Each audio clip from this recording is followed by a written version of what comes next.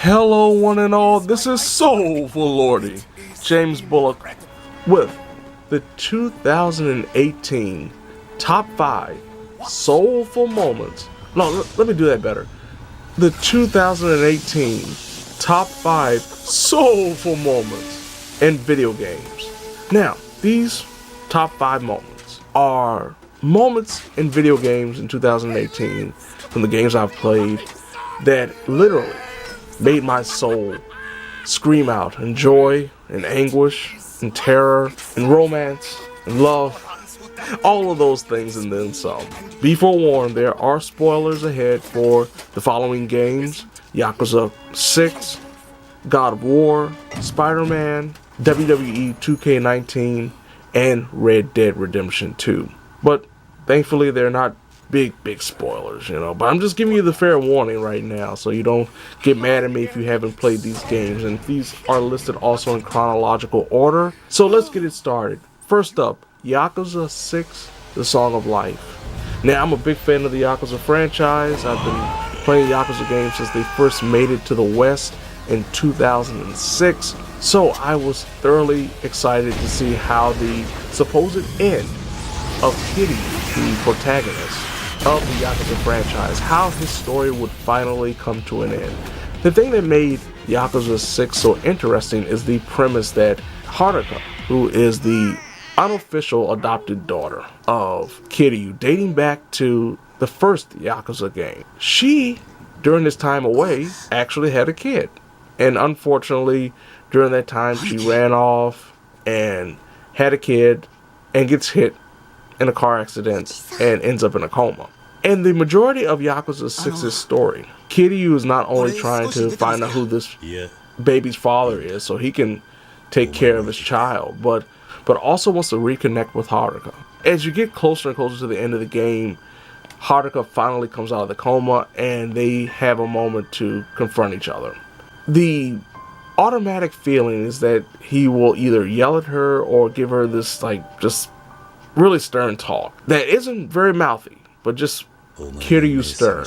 Instead of Kiryu being the father that disciplines his daughter and making her understand what she did was wrong, he realizes and admits that everything has gone wrong in her life from the time they met until now. The feeling of having to run away to avoid potential harm coming to the other children that are associated with the orphanage that Kiryu was running. Everything that Kiryu had done, the life that Kiryu had lived, was detrimental and damaging to the existence of not only Haruka, but also now her son. And it's such an emotional moment because Kiryu drops his guard and literally sheds tears. And to see him apologize for not being a better person was, to me, one of the most emphatic moments in the entire Yakuza franchise, because it established the growth and the understanding of Kiryu as not only a father, but to a certain extent a grandfather. He steps forward and looks at her and pretty much tells her that I am a terrible person. I am a terrible father. I'm a terrible role model. Even though he's done everything in his will to protect her, he's also done everything in his will to put her in harm's way and put her in danger. Even though there's a moment in Yakuza 5 where all the blame goes to Haruka, but we'll ignore that for now. Speaking of parental relationships, I have no choice but to talk about the Game of the Year award winner, God of War. Now, the narrative of God of War is a simple one. It's about a father who is suffering from the loss of his beloved wife and has to take care of a son who's suffering from an undisclosed disease apparently. And unfortunately for his son Atreus, Kratos has been a lackluster father. So on the journey to pour out the ashes of their beloved wife and mother respectively from the highest mountaintop, the father and son duo have a chance to bond and learn about each other and essentially learn about themselves. And Kratos drops his guard and explains to Atreus why he suffered so much physically. And it's because of his body reacting to the fact that he's part God. just like his father.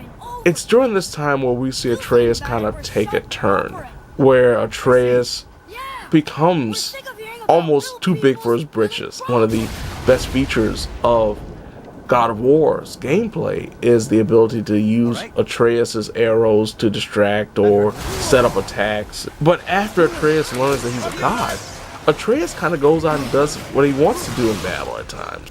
He will use his summon attacks if he wants to, not when the player tells him to through Kratos. So when they get to a certain point in the story and Atreus is really in God mode in his mind, he tries to fight a person that's well above his weight class and ends up getting his father and himself sent to the Norse version of Hell in Helheim. And the moment, the soulful moment that stuck with me during this altercation was when Kratos confronts his son and tries to shake some sense into him literally and tells him to get himself in order, get off this path of thinking you're the baddest dude on the planet, because you're not. Just because you're part god doesn't mean you can act like a fool. Not in those words, mind you, but that's pretty much, the gist of what Kratos explained to his son. He said it a lot more eloquently, I believe. It's hard not to think back to a time where you haven't had that moment where your dad had to shake you, or your parent, even mom at times, had to shake some sense into you. And it's just one of those moments that really felt like a genuine moment that whoever wrote it had experienced it, because more than likely a majority of the people that were playing it had experienced it as well. And if you haven't, you just haven't lived long enough. Then there was Spider-Man, the PS4 exclusive, and while there were definitely a lot of moments throughout this game's narrative that really gave me a smile or gave me a good laugh, it was one of the more simple moments that really got me. And that was where Mary Jane and Peter Parker are trying to have dinner. Peter gets a distress call and changes his clothes in Mary Jane's kitchen while he's cooking and essentially burning up the dinner, and tries to sneak out, leaving his clothes on the floor. And she catches him and immediately asks, "Did you leave your clothes right on the floor?" And he kind of goes back and I guess grab the clothes with the intent of either taking it with him or trying to leave them in a bag. And she's cool about it, which is very nice. But the reason that was a soulful moment for me, it's just the fact that I've had that happen.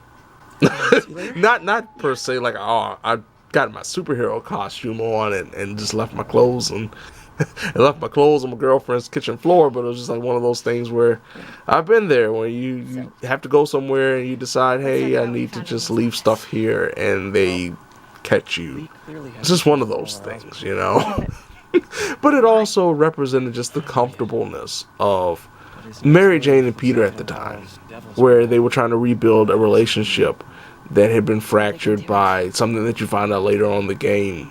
It was just a nice, comfortable downtime moment that allowed for you to see just how human these characters are, especially in this absurd world where you have costume supervillains and we have two very well-written characters. It just makes that moment even more impactful. So kudos, once again, Spider-Man PS4 exclusive, great game.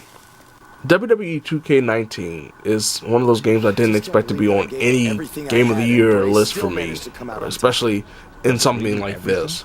But my career mode finally was everything I wanted it to be. It was finally the mode that I envisioned my career mode of being.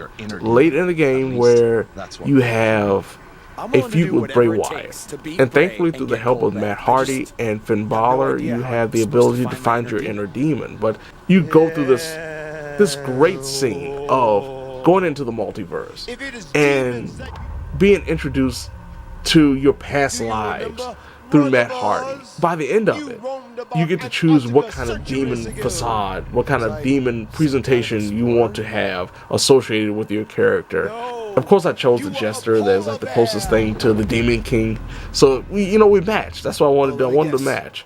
But you could be like a polar bear or a shark, and it was just great stuff. And that was one thing that I felt that the WWE 2K games lacked when it came to my career mode, when it came to trying to present these narratives, was just this overall silliness, this kind of absurdity that you've seen in the old WWE games, it worked great.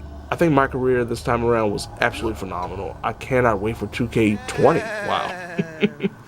And see how well they improve upon the foundation they laid with this one, because if they can give me more moments like this, man, I will be replaying my career mode just to see how great I will look as a giant shark. And last but not least is Red Dead Redemption 2. And as I played the game a little bit more, I found one side story, and that is the relationship between Arthur Morgan, the protagonist of Red Dead Redemption 2, the person that you play as, and Mary, an apparent estranged lover who comes back into Arthur's life via a letter where she first asked for Arthur's help in saving her brother from a cult, a turtle cult. But as you get further in the game, Mary sends another letter, and this time it's about her father, who has pretty much fallen into the depths of alcoholism due to the death of his wife, her mother, and Mary asks for Arthur to come and help try to get her father in line, and of course it doesn't work out. Her father's a grown man, he can do whatever he wants. The thing that is just so impactful when it comes to this mission, because that's what it is about depending on if you choose to go to the theater or not with her, it's a 30+ minute mission. By the end of it, Mary lays it all on the table. Her want to just start anew with him, asking, begging, pleading with him to run away with her. And he wants to. He really wants to. It's obvious that he wants to. Instead of Arthur taking advantage of this opportunity to run away with the love of his life without anyone knowing, loyalty is too much for him to abandon. The Dutch Van Dolen gang. It's too much for him to just throw everything away for a selfish love. In his mind, this is just pure unadulterated selfishness. He cannot just leave and abandon his people and really make himself a hypocrite, because that's one of the things that he talks about why he doesn't necessarily care for John Marston, is because of him abandoning the gang for about a year. Arthur can't just leave the gang high and dry because he feels invested and loyal to these people just as much as they feel invested and loyal to him. His loyalty for the gang outweighs essentially his love for Mary, and she sees that. She understands that. She understands that he will never change. He will never grow out of this lifestyle, even if he has the opportunity to do so. It's a painful moment. It really is. I hate to really end this list on a low note, but for me, it's one of the most human moments I've seen all year in any video game. So there you have it. This has been Soulful Lordy, James Bullock, with the 2018 Top 5 Soulful Moments in Video Games. Now, if you don't mind, I'm going to ring in the new year, like only the Soulful Lordy can, by giving you one last in 2018. Oh, Lordy.